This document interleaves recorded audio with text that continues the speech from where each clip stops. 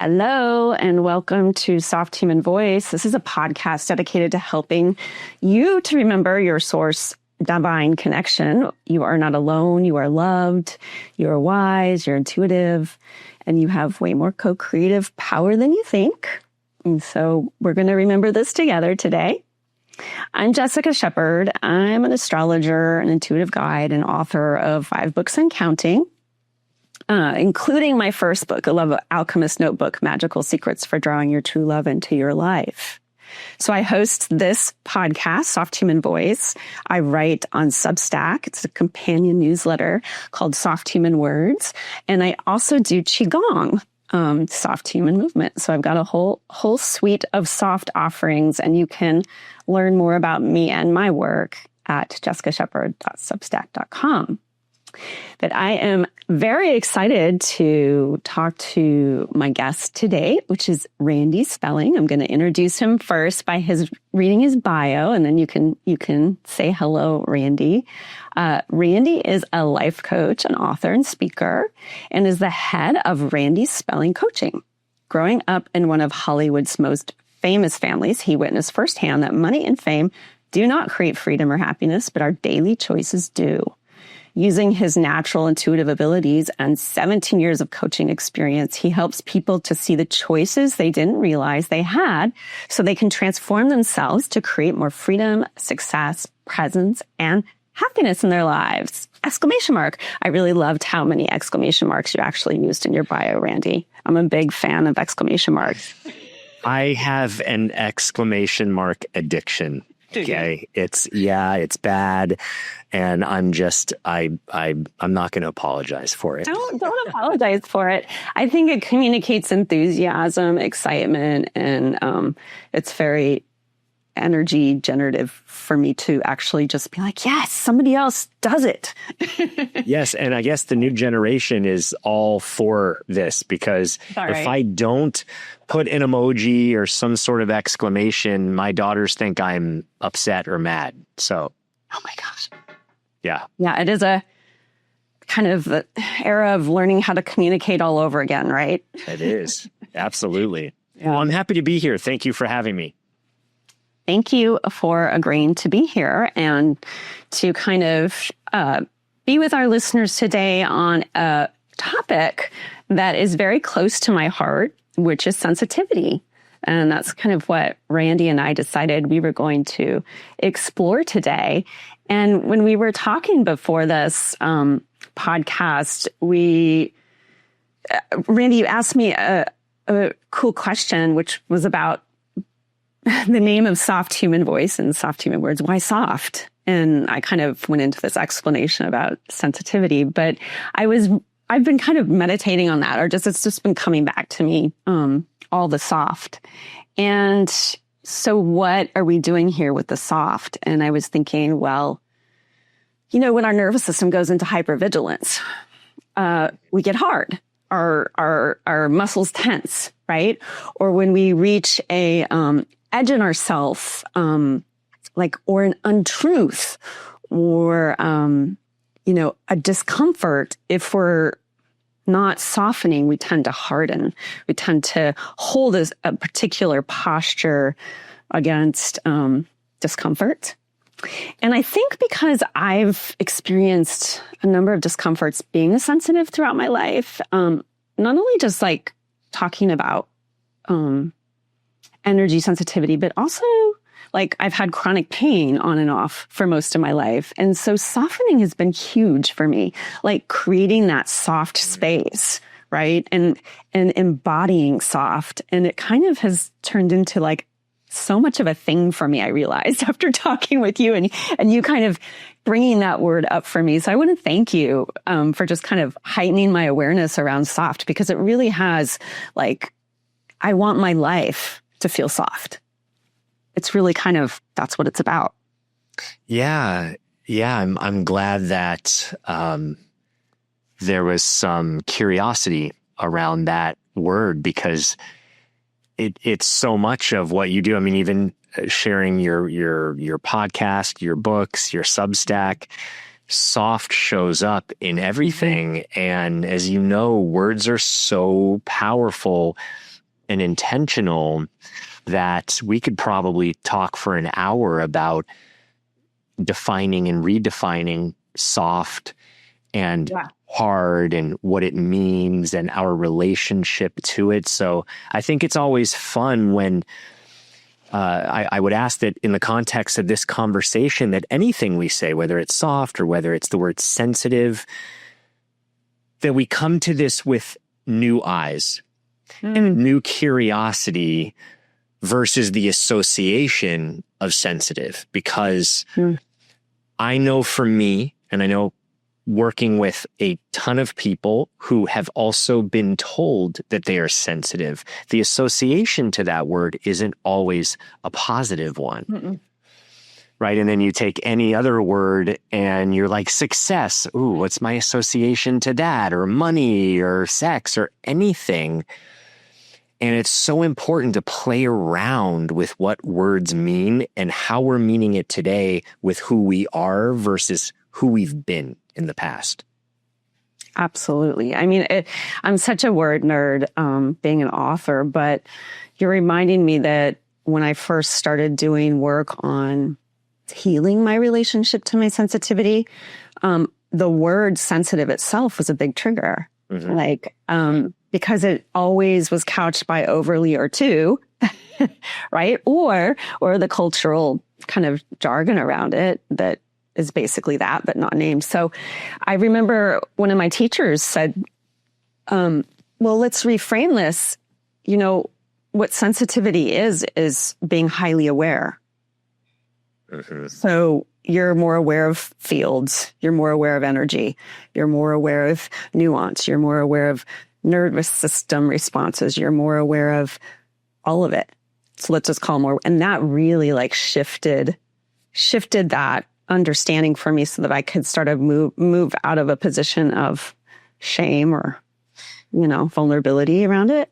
Yeah. Because it really felt that when people would say someone is too sensitive, especially at a time of growing up or where you are comparing yourself to peers, it feels that you're either less than or you're too much of something, right? It's right. Too much emotion. You're not able to hold, or, you know, as a man growing up, hearing that, or someone would say, "Oh, you're so sensitive." That was a horrible blow, as if somehow I wasn't as manly or as same as other people. So then I thought, oh, there's something wrong with me. I'm not okay. Right. And it's been a journey to redefine and renegotiate that term in a way that is empowering. And it's like, why shouldn't it be when you kind of get to a certain point in your growth where it's like, wait a second, this is what everybody actually wants when they're down on their knees. They want sensitivity. They want what sensitivity offers. They want the care. They want the kindness, the depth, the richness, the attunement. Who doesn't like that stuff? So I feel you on that. And I know, I'm sure it's different being masculine, being, you know, embodying the masculine, conditioning. So do you want to talk a little bit more about that and your kind of navigating your own upbringing with sensitivity? Yeah. I mean, I have this story where I think I was in 3rd or 4th grade, and as these things go with kids, one day I looked upon this girl, Michelle Lee, who I had seen every day for, I don't know, 3-4 years. But this particular day, I liked her and had a crush on her. And after 3-4 days, I think I wrote a little note and I said, "Will you go out with me or be my girlfriend?" I don't even know what that means in 3rd or 4th grade, but she said yes. I was over the moon. And 2 days later, she wanted to break up. And I remember my sister coming home, and I was in bed after school, hysterically crying, sobbing with a box of tissues. And she said, "Oh my God, what's wrong?" And I said, "Michelle broke up with me." And that is just one example of how I felt things so incredibly deeply. I mean, I would lose at a board game and I would cry. My emotions were always here. Mm-hmm. And with that, when I was very young, I could feel people's emotions. I would take in the world around me in a very deep way. And of course, at that age, I have no tools, right, to know what to do with that or even interpret how I'm feeling, why I'm feeling. But I would be reading the people around me, and then I would show up the way that I think I needed to show up in order to get what I wanted, whether that was, ultimately it was love and attention. So it would be, does this make you happy? Just, is this, me seeking approval so that you will be happy? So I'll get more of what I want. And I think so many people do this without understanding why, but hence this then turns into people pleasing. It turns into me putting my needs second, even though very interesting, what a lot of people who identify as sensitives or empaths or empathic, even at that age, it wasn't necessarily putting my needs first. And I had been told that it was, but it actually isn't now that I know more, because I think from a survivalistic place, we are looking to do just that, survive. Mm-hmm. Survival when you're young is love, is connection. So my primary need was that. So I would use my senses as best I could to try to get attention and love, which in turn keeps me alive, which feeds me. Mm-hmm. So I share this because with the word empath also comes a lot of like, ooh, well, that some people are like, yes, I'm an empath. But also there can be a negative side to that, because taking on everyone's energy is not necessarily the most hygienic emotionally and spiritually that you can be. So you have to learn tools and boundaries around it. So I think it's really important to note that even when you are doing that, there is this inherent underlying need to get what you want when you're little. And then that just turns into habit. Mm-hmm. And it's about shifting the habit so that you can have more agency over it as to when and where and how you use it versus being used by it or other people. Wow. Absolutely. Well said. Well said. Empath. Yes.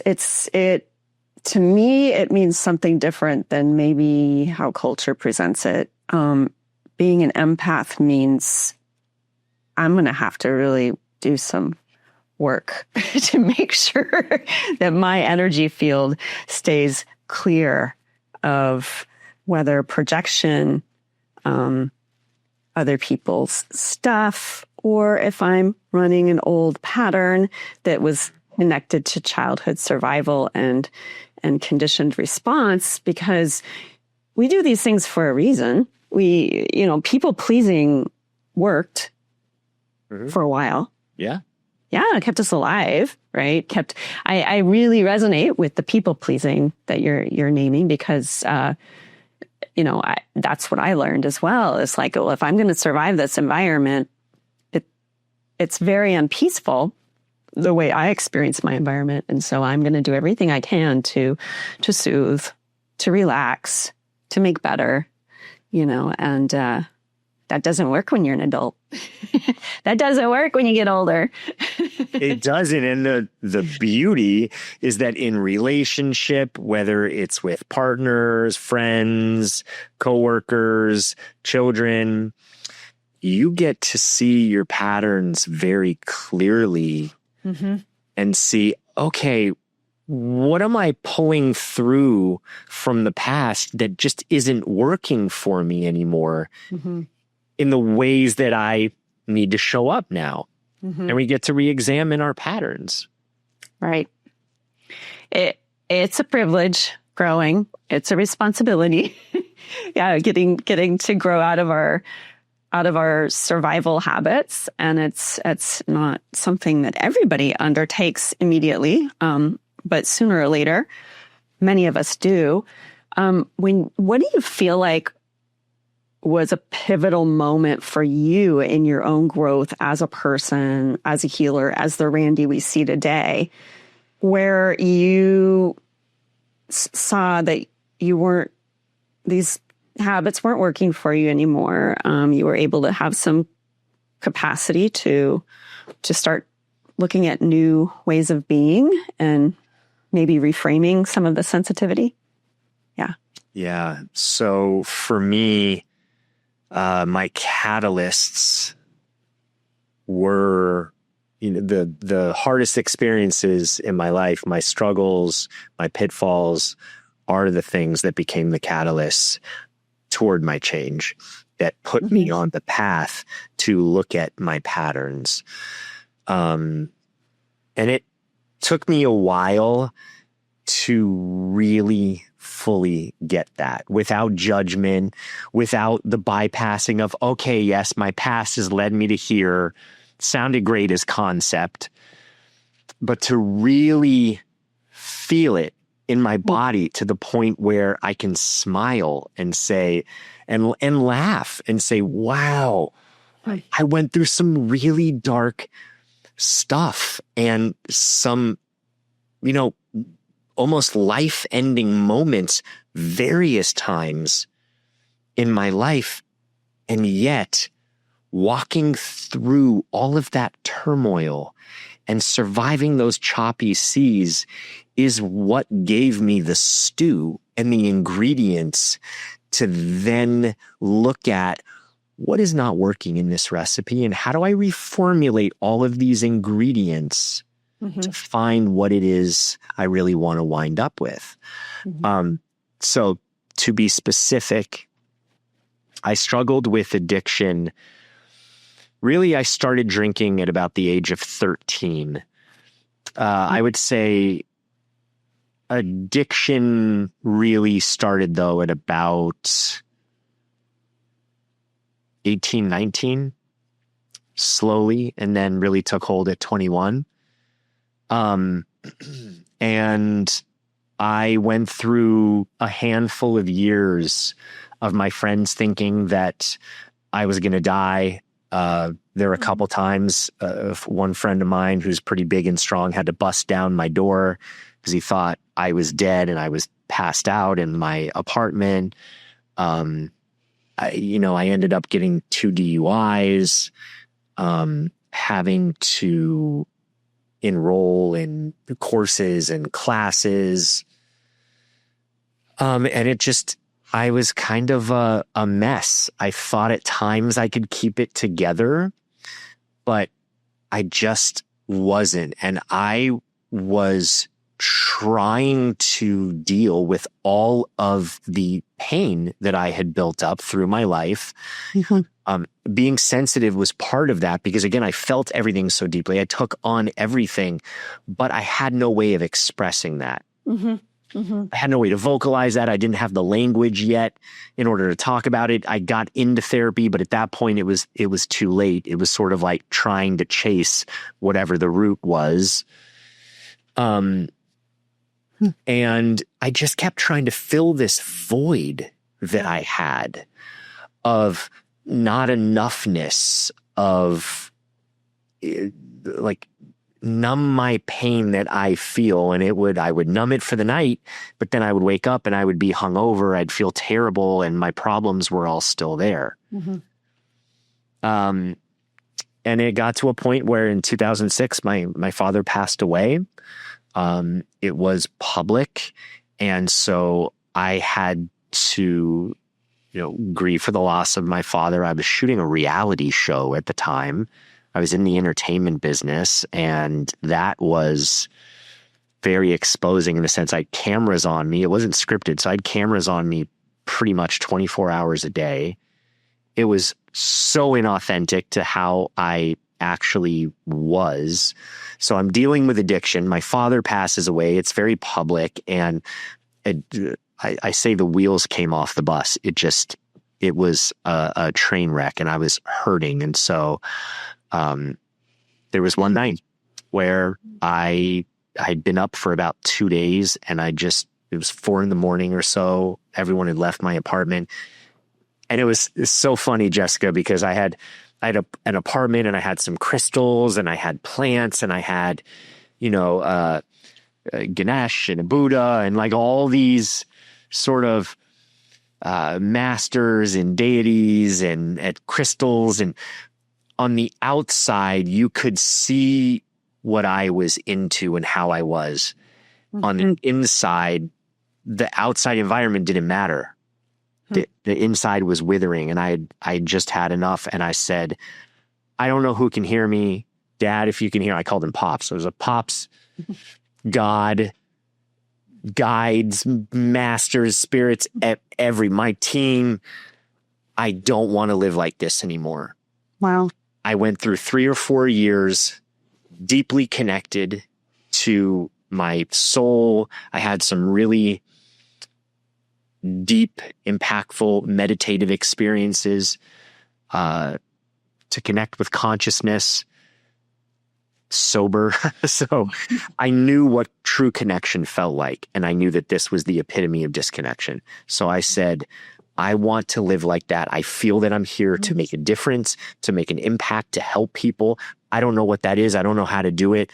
But if I'm supposed to do that, then help me. If not, then please take me out. I'm done. I don't want this anymore.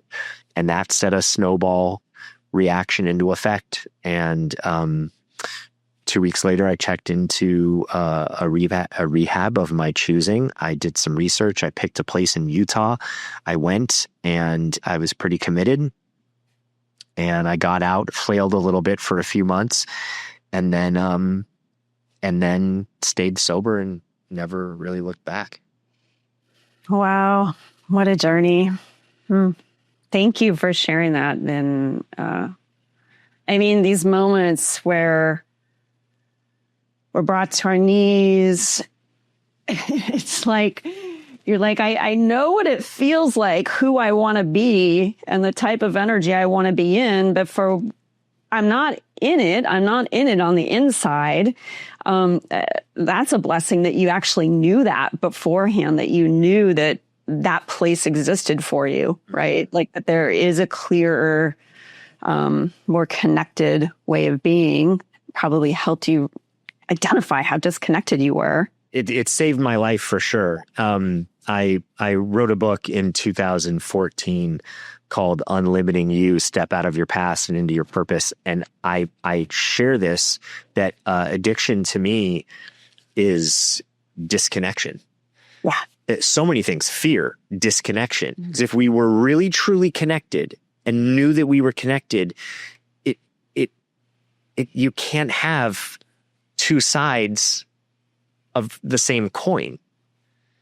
And so all this separation that I was feeling, all this is clearly just disconnection. And so when I understood that, and I needed a little time so I can look back in hindsight and retrospect, and looking back going, oh, I was disconnected. And yet the thing that saved my life was having experiences that were so connected that I could reach for a reference point and say, that's my reference point, and that is what I'm truly after. And I'm not living that right now.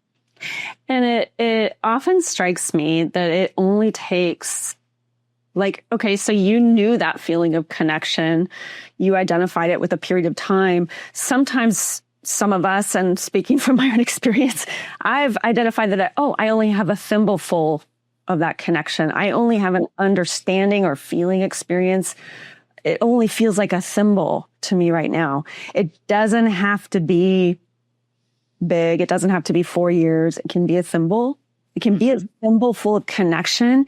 As long as you can sense what that feels like, it can be like the thread that leads you through this maze.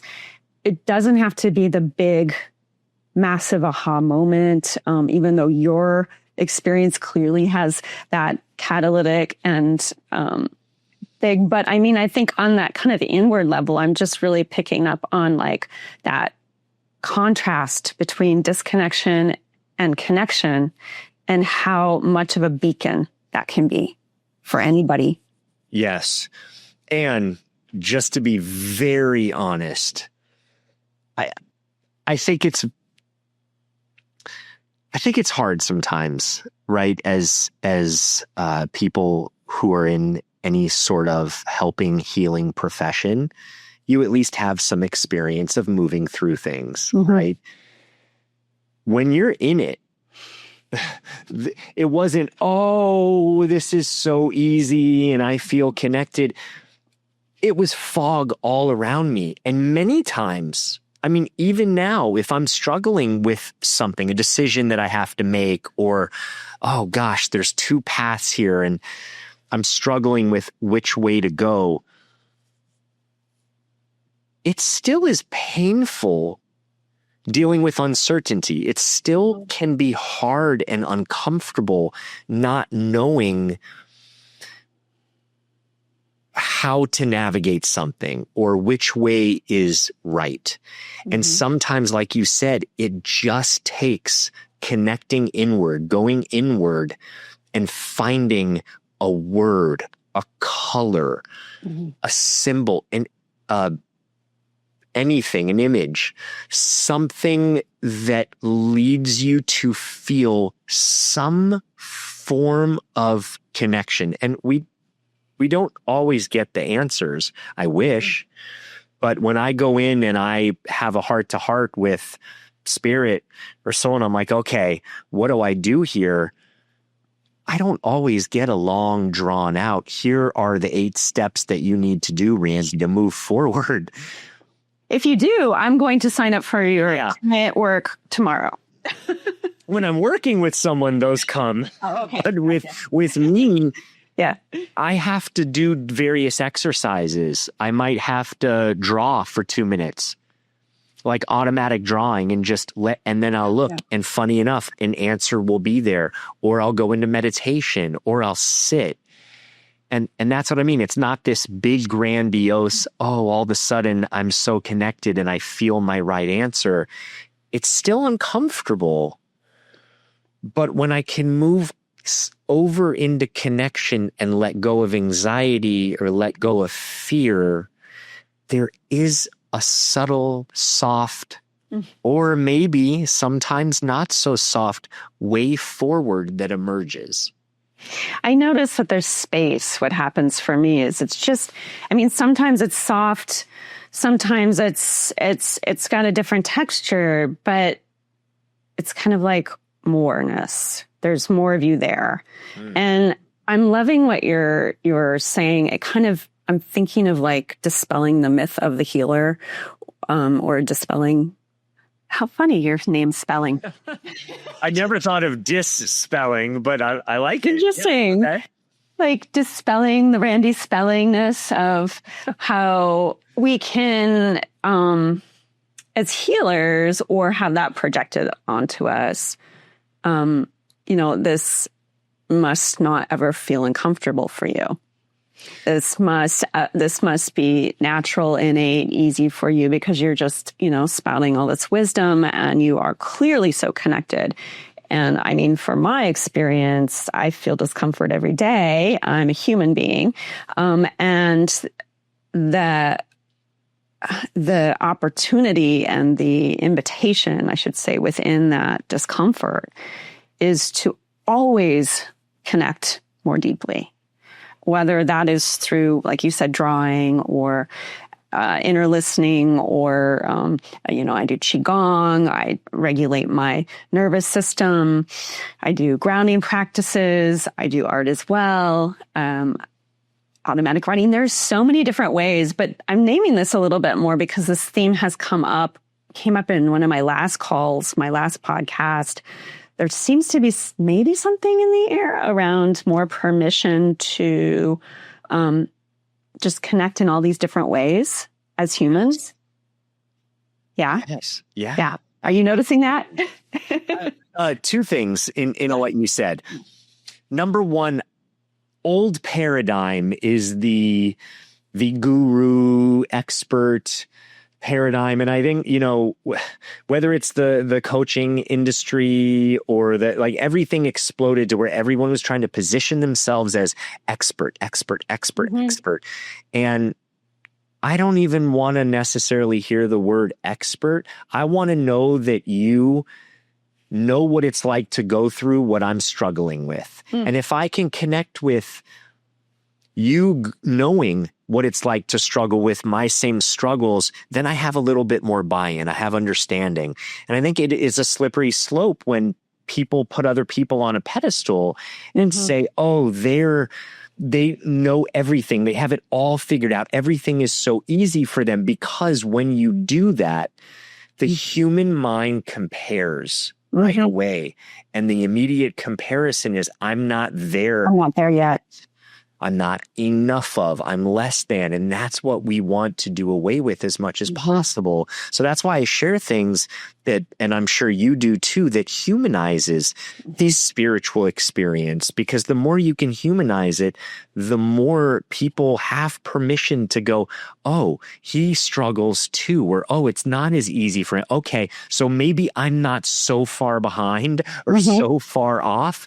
I can start this now. Because otherwise you look at someone who sounds really knowledgeable, really wise, they have it all figured out, and you go, it's going to take years. I'm never going to get there. So I'm not even going to start or try. Right. And I think there's something with the starting. Maybe it's the year of the horse. Maybe it's the Aries energy that we're experiencing. What it is, it feels like there's a threshold that maybe as healers, we're inviting people to cross over and into, like, come play with us. It's not always comfortable. It's a lot of experimentation on my part. It's a lot of that felt disconnected and returning to connection. And what does disconnection feel like? And what does connection feel like? It's finding ways through, and it's keeping curiosity open, and it's asking questions.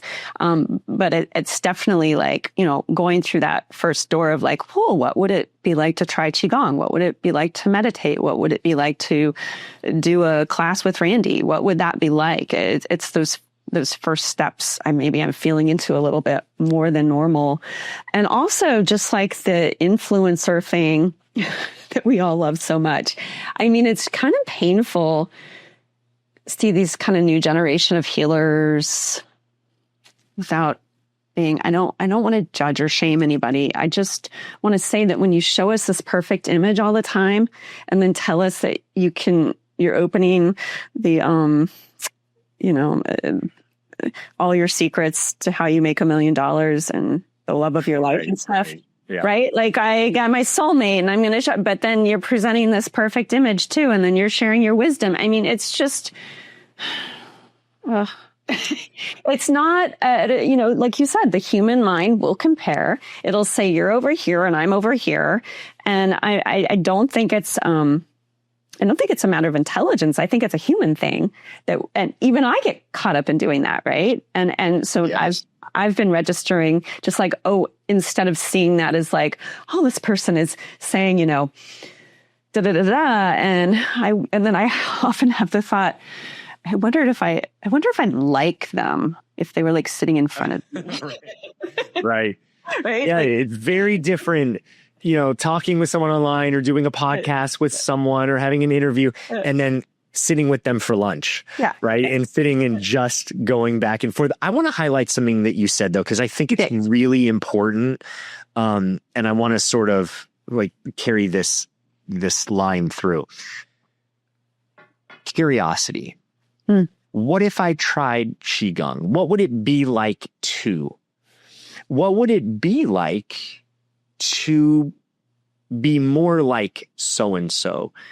When you look at it through the lens of curiosity, you get to fill in the answer to that question, as opposed to the mind already jumping to conclusions and filling in the blanks without you being aware of it.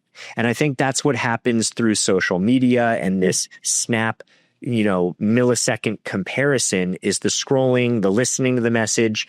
It's filling in the blanks versus giving just a pause enough to take in something, put it down and say, what would it be like if I were there helping people?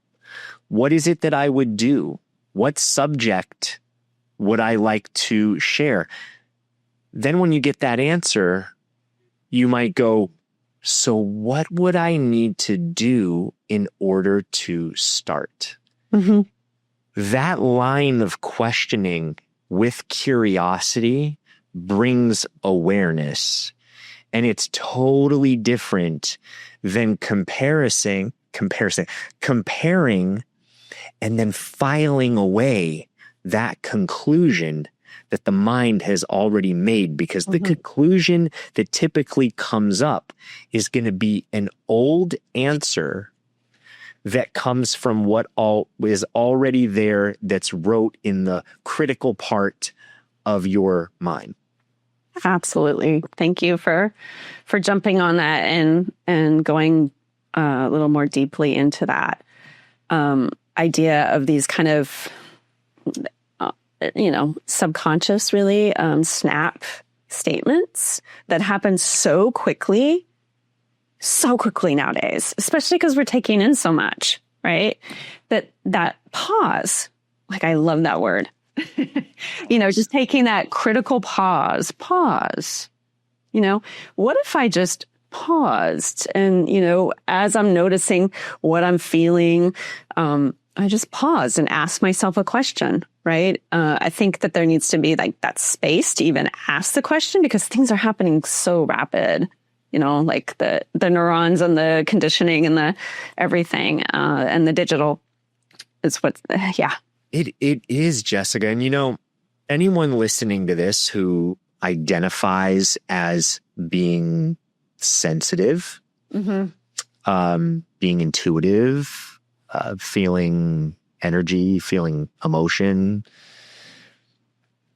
we have to be even more careful with what we take in and what is actually coming through the filters. So, for instance, the more I cleared the cobwebs, the more connected I got, the more embodied I became, the more I realized that it was vital that I be aware of the content that was coming in. For instance, I don't watch scary movies or horror films anymore because of the way that it makes me feel. I'm very imagery driven. Images stay with me.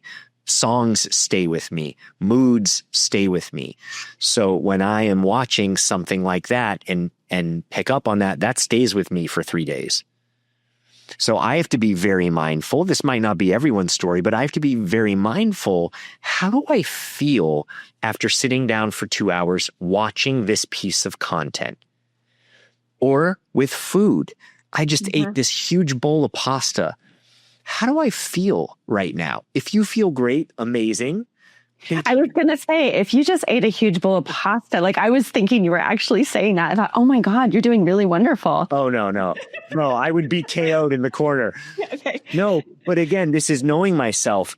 During a work day, I won't even have a sandwich with bread. I have to be careful not to eat foods that are too heavy because energetically, I am holding a container for a lot of people and doing sessions with people that energy is my superpower during the day, right? So if that goes down and I'm going, oh my gosh, I'm feeling so full and heavy, I'm not at my best. Mm-hmm. So it's just really important. And I think this is, again, through a lens of curiosity. Okay, yes, I do. I can feel things when I walk into a room. I can feel the vibe. Mm-hmm. Great. There's nothing wrong with you. That's not bad. That's not this is your wiring. Mm-hmm. So now that you understand your wiring, you get to make choices based off of your wiring. It's just important to be aware of what feeds you, mm-hmm. what connects you, and what disconnects you. What feeds you, what connects you, and what disconnects you. I like that. I like that a lot. Yeah, I was just thinking of radical self-care, radical self-love as you were talking, because I feel like as sensitives, empaths, you just identify as a highly sensitive person. It's just this, the more you have things bounce off of you in the environment, or the more you have your emotions go up. These are all opportunities to get to know yourself, get to know how you work. I'm not sure that my levels of sensitivity and kind of how my nervous system works is the same as even other people's sensitivity. You know? Yeah. Like I don't even, but I ask questions. Certainly, I ask questions a lot. How does this feel? How do I feel when I'm around this person? How do I feel when I'm watching this on TV? And then, like, sometimes it's not immediate for me. I don't know if it works this way for you, but there was my pest guy came because we have a lot of pests in Hawaii. I love all creatures, but not in my house. So my pest guy came today, and he had a little interaction with his son that was not kind. And I had to leave the room, and I was in such a good space. And I just kind of mentally noted what just happened, and I created a boundary, but I didn't feel it until I went back into the room. And then I had to get on a call with somebody, and she goes, "Are you feeling upset?" Yeah. And I went, "No, there was a dynamic that just happened, and I'm processing it." Mm-hmm. So it's really about self-awareness and then taking the steps. Like, I'm like, okay, how am I going to process this energy? Well, I know me, it'll probably continue throughout the call. So I have to make room for discomfort. And I also have to make room for me. Like, I want to have a certain quality experience with this person. So I'm going to stay in my body, and I'm going to use the tools that I know how to use to stay embodied and in connection and in myself. And then sure enough, got off the Zoom with her, and the energy dissipated instantly. But, you know, this is all like in service of like self-awareness and kind of becoming more aware of how things affect you. What do you need to do to take care of yourself? If you're sensitive, it's definitely food and television and things that you consume and energies and people. It's also things people you may not even see. They may have passed through that space. Yeah. Yeah. So what do you do? I mean, let's say you're doing stuff throughout your day, you run a few errands, and you've absorbed energy. Do you have a practice or something that you like to do that helps to sort of dissipate that energy, clear it? So I don't know if I would say that I absorb energy anymore, interestingly enough. I would say that I register it. Okay. And there's a difference for me. And one is being overtaken, like, and not having a sense of myself, or, like, all of a sudden I think I have a mental illness or something. I mean, like, it can be that extreme. Like, oh, that's not me. At this point, I become like aware of, dysresonant energies. I still have an awareness of myself, of me being independent of that. And I do energy practices twice a day. I release, I clear release with the light, with my connection. So I recenter into connection, and it is still that same idea of going from disconnection back into connection. I'm working with that in that way. Yeah. Beautiful. Okay. Yeah. How about you? Do you have, you named some for us, which is so, these, what we're consuming, so important, food wise and media wise. Do you have a practice? Yeah, I have many. Movement for me is something really big and very helpful. So for me, getting into the body is very helpful. I can tend to sort of leave the body very easily. So getting in the body, moving, lifting something heavy, pushing, pulling, or doing some form of cardio, right? Where I'm feeling that is helpful. And I find that I am less likely to have leaky boundaries or absorb energy, if you will, when I am more in my body, when I'm aware of myself and my energy field. So I like to move. I think that's the distinction I was making there with between absorbing and being aware of energy, is that like there's a body awareness, there's fullness in oneself. Like I can tell where I am in this equation. I can feel behind my heart. I can feel my butt on the chair, and I'm not vibrating in some other dimension. Yeah, exactly. Yeah. And that practice is so important. I mean, I can't tell you how many people through the years in coaching groups, private clients, I have recommended, and it sounds so simple, but someone's dealing with anxiety. They're really stressed about something. There's a decision that they have to be made, that they have to make. And I will say, are you moving? Mm-hmm. And I'll recommend some form of exercise. And, it's not a 20-step process that's so convoluted. Just that alone usually moves the needle for people enough. Does it change everything? No. Yeah. Enough, though, that when their nervous system can depress, when it's less anxious, when it's less activated and it can go down, then that revving in the body tends to dissipate. Yeah. Thought comes back, awareness comes back. Then it is easier to ask the questions or to have clarity. I find that when someone is in a very heightened and activated state, like even if they're just sitting and I'm on the screen with someone, if they're coming in up here, it helps to listen to voice. It helps to do, but it still takes a good 10 to 20 minutes where their cells in their body can relax enough to then be open to do the deeper work.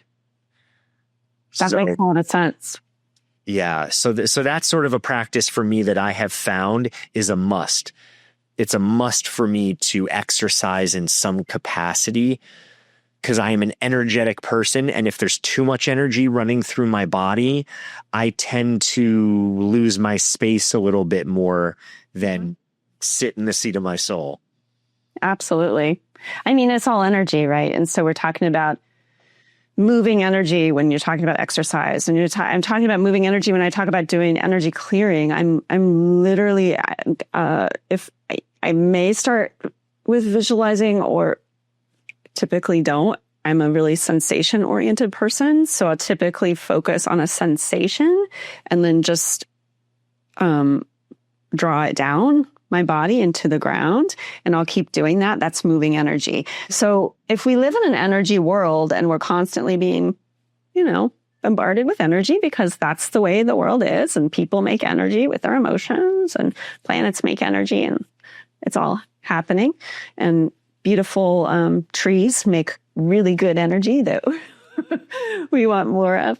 But I mean, it's all energy. So it makes a lot of sense when you use physical activity, you know, and that like creates this coherence in our energy field, moving out stagnation, moving out interference, stuckness, other people's junk, whatever it is, to feel safe again, right? Because what we're talking about, I think, is regulating the nervous system, right? Dropping down versus being up here. So like when people know the nervous system, you can feel it.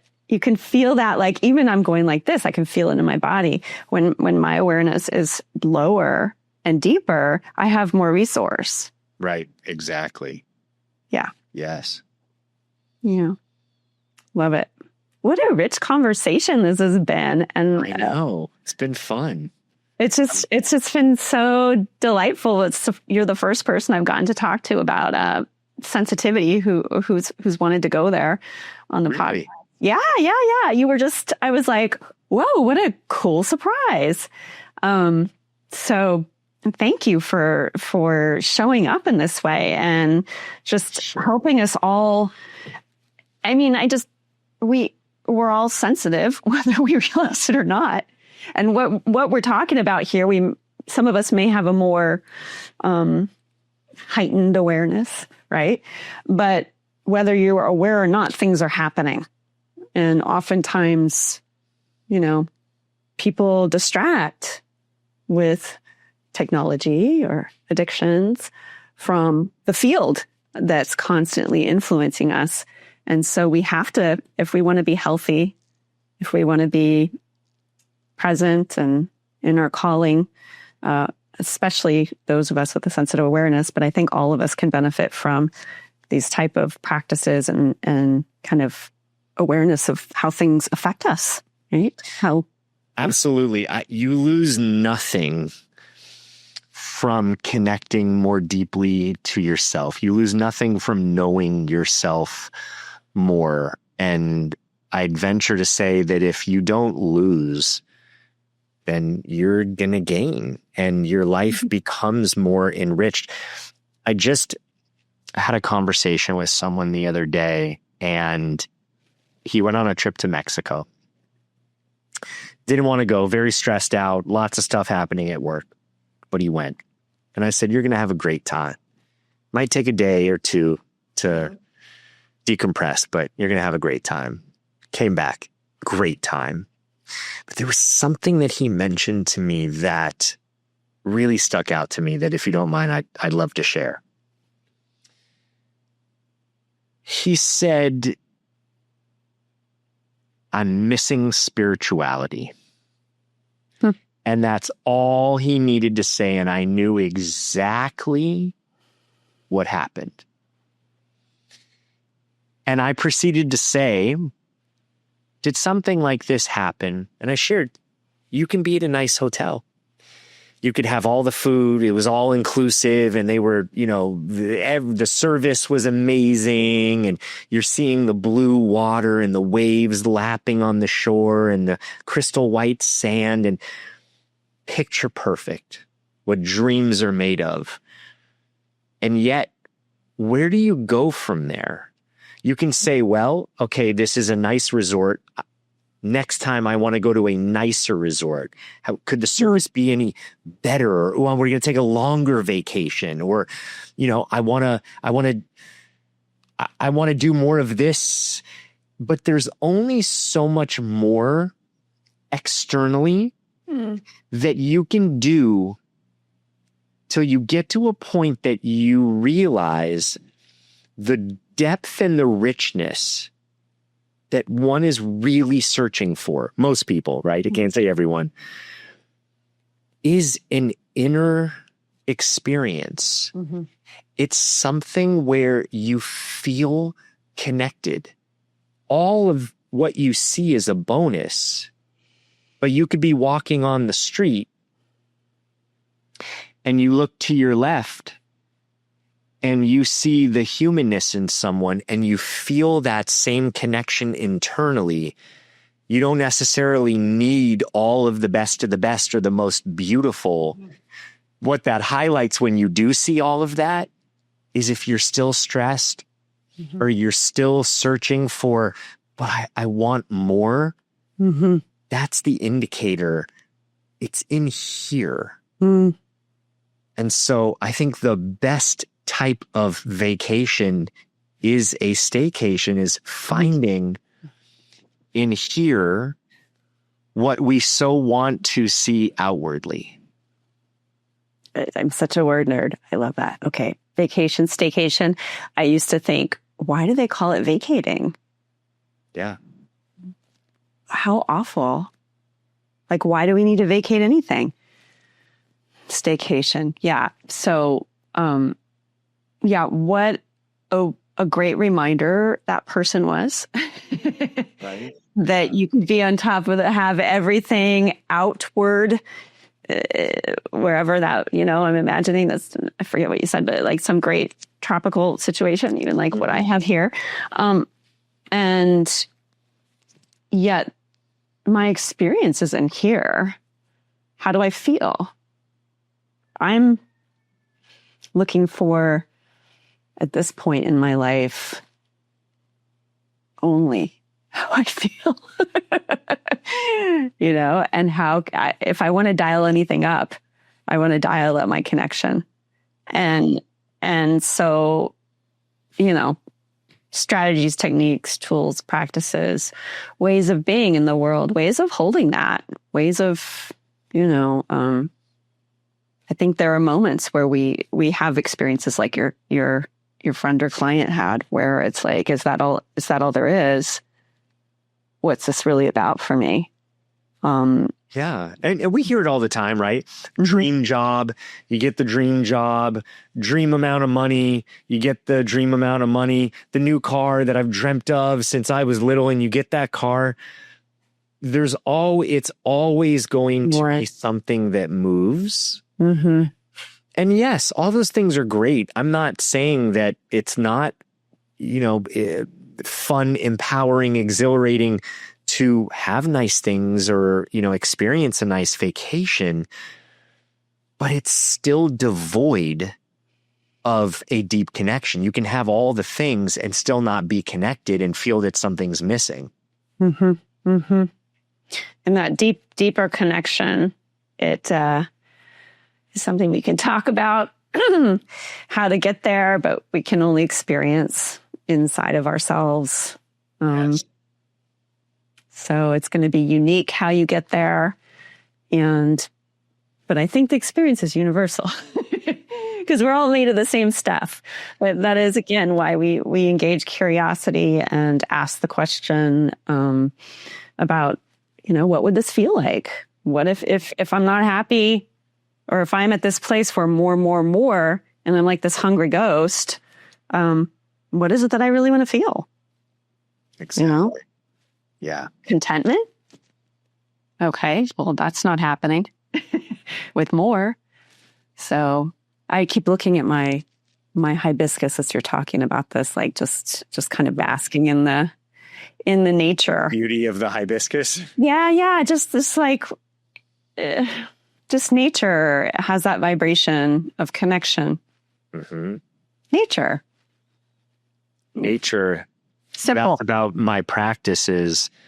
One practice that I have that I recommend a lot to people that I love is a soul walk. This thing where it's very simple. Anyone can do it. Just go walk outside, raining, snowing, sunshine. It doesn't matter. Put the gear on. But go out, and for however long you're out there, at least for the first few minutes, task yourself to just use your senses, use your eyes, use your nose, and notice things. Notice birds flying in the sky. Notice branches shaking in the wind. Notice a snowflake or a little mound of snow, or notice the little shrub that's coming outside of the tiny little sidewalk crack. When you do that, you get out of here and you move into the rhythms and the vibration and the harmonies of nature, which is constantly moving, constantly changing, but it has an intelligence and a rhythm that just is. It's being. And it can't be caged. It can't stay in here. It's just moving and free flowing. And when you connect to that, your energy also is able to connect to an intelligence that is going to get you out of whatever you're stressed about or whatever you're thinking about and into this divine intelligence. So I call it this sort of soul walk because it connects more to your soul self. I think it's beautiful. Thank you. It's reminding me of a practice that hopefully my next book that will get published, but it's like I have 40 days essentially of practices. And the first day is that it's like, well, how do I get into the I am? How do I get to know who I really am if I'm just not sure? I don't go to church. I haven't had, this experience, right? It's very similar to what you're describing. It's go out into nature and act. I mean, I think other people have had like this version where you maybe Eckhart Tolle, now that I'm thinking about it, like you're like an alien, right? Exploring a new planet, right? And don't give anything any words. Just go into like touch, go into sight, go into vision, go into embodiment, and just allow yourself to be in your senses and take in the richness and the beauty and the vibrational quality, and then go back into your daily life eventually, like after you sink into it, and then notice the difference. But it's like that is the I am. That is that connection. How to do that is as basic as going back to nature. Absolutely. It's sort of the same thing as if you've ever been around young kids and you see the wonderment in kids, right? Probably not all the time, but for the most part, you can be in awe of it. They'll just play, they'll be crying, and then 2 seconds later, they'll be laughing. In nature, when you go, and I love the whole idea of pretending that you're an alien, that you're seeing this for the very first time.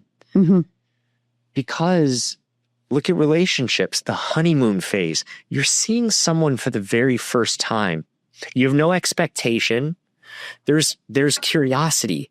There's appreciation. It's who are you? What makes you tick? Let me get to know you. Right? And then years later, sometimes that wanes, and it's just like, you didn't take out the trash, or why didn't you do this? There's all these expectations. When you go out in nature and you look at the way that branch forms on certain, bark forms on certain trees as their skin, and the design in that. And then you go to another tree, and that tree might be bare, but it has red bark. And you just look at the differences. It's a whole other world. And the reason why it's so important to do that is because we're living 99% of the time, gross exaggeration, but from here. The second, like you said, when you get in your body and you're actively looking through your eyes consciously, intentionally, you will see something new.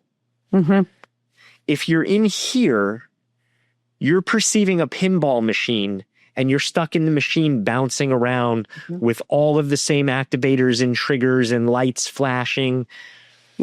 Or you're scrolling on social media and there's so much coming in that it's actually, there's stimulation going in, and then you're bouncing around in here. So how do you expect to find yourself? Exactly. When you're bouncing around in all of these other energies. And that's the beauty of nature, is it allows you to, reconnect to your kind of soul energy, to this baseline of neutral, good, okay, safe, that you're not going to get from scrolling. In fact, you're probably gonna, I don't know. My husband would argue with me. He says he relaxes by scrolling. And I'd say, well, you're clearly not energy sensitive in the way I am. But, I don't do it that way. And scrolling does not do that for me. But yeah, this nature is just such an ally for all of the feelings, again, for me, that going back into the body, like having a really good yoga session, like walk out feeling alive and energized, and you're seeing through fresh eyes, I would say Qigong for myself, but we all get it. So what do you recommend in terms of the soul walk? Do you recommend doing it every day? Do you recommend at least once a week? What do you do? Yeah. So this is different than an exercise walk. This is not exercise. This is purely connecting. I would say don't do it every day at first. Mm-hmm. Try it twice a week. Put it on your schedule, or when you're feeling stressed, when you need to decompress, then go do it. Because what I would love for people to see is the juxtaposition, the difference. Yeah. If you do it every day, sometimes it gets rote where then you just get distracted and it's not as deep and powerful. At a time that it's needed, if you can, I know this is the hardest thing for people to do, is like the time in need. It's the hardest time to use the tool, but put it on your calendar and just do it. And if you are stressed, if there's something that you're thinking about, just go out, let it go, and tune into nature and go just look at things and notice what you haven't noticed before, and get in a rhythm of walking. Feel yourself in your body. And as trite as this sounds, the privilege of being in a body,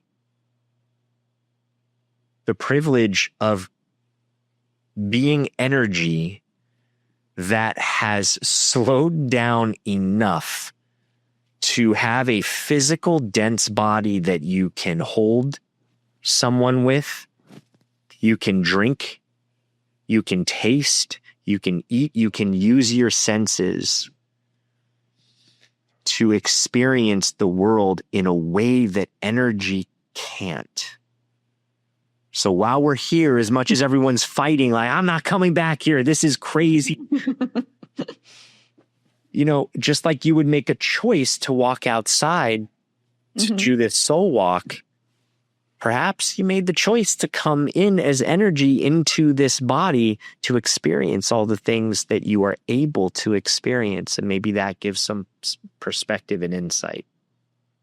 I think it does. I appreciate that so much. I appreciate you looking at our time. And I think that this is probably a good place to wind up, because I want to say also there's this part of me that just wanted to go in to other directions. So I'm acknowledging that, that it's been really easy, to follow threads with you and, to take this conversation into a really, really lovely terrain. So I thank you for that. I thank you. Yeah, you're welcome. It's been a pleasure to sit and talk with you and share space and privilege of talking to one another. Privilege of talking to one another in a human body that, from my understanding, it is a gift. Yes. It is a gift. And as hard as it can be, and as silly and confusing as it can be at times, what makes it all worthwhile sometimes is just cuddling the cat and eating the chocolate and taking the walk and noticing, things with fresh eyes. Yes, absolutely. Yeah. Well, thank you. Thank you, Randy. It's been a pleasure. So I'd like to offer you a closing thoughts. How do people get in touch with you? Do you have anything coming up workshop wise that you want people to know about? Yeah. I run various groups. So if someone wanted to get in touch with me, you can go to my website, randyspelling.com. I am also fairly active with content on Instagram, and that's also Randy Spelling. So you have some great content. I've been following you and I've been sharing your content. You've had some really good stuff lately. Thank you. Yeah, really nice. So yeah. So go visit Randy. Maybe we'll get to visit with you again at some point. That'd be great. Until then, everybody go take your soul walk, put it on your calendar. I write things in on my calendar. I'm old school. I have an old, actual calendar. I'll write it in and then I'll just decide what day feels good. Like just you can kind of play with intuitively taking that walk whenever you need it. Mm-hmm. Yes. Yeah. Okay. Well, thank you for listening, everybody. Thank you, Randy, again. And thanks for having me. Mahalo.